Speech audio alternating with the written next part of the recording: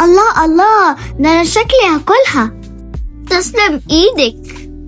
النهاردة قررت أعمل بطة زي ما انتوا شايفين.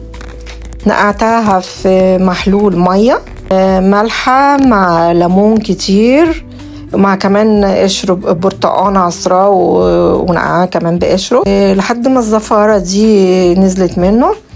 وبعدين غسلته كويس وحطيت الحلة على البوتاجاز وفيها مية لحد ما غليت.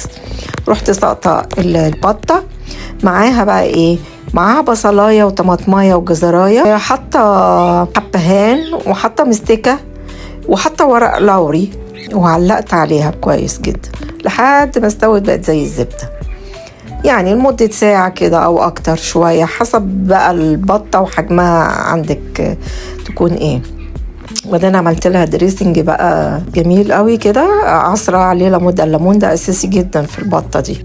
عصرة عليه ليمون عبارة عن كاتشب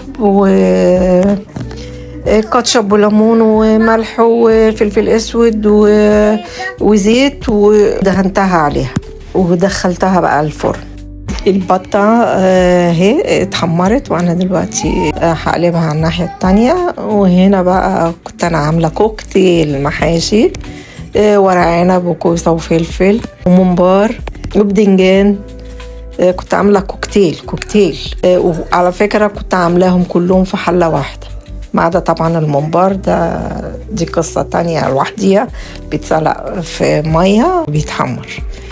وعملت ملوخية وكمان كرنب، وادي السفرة كاملة بعد البطة الجميلة ما اتحمرت. وبعد ما طلعت بقى بالفرن بقت بالمنظر ده.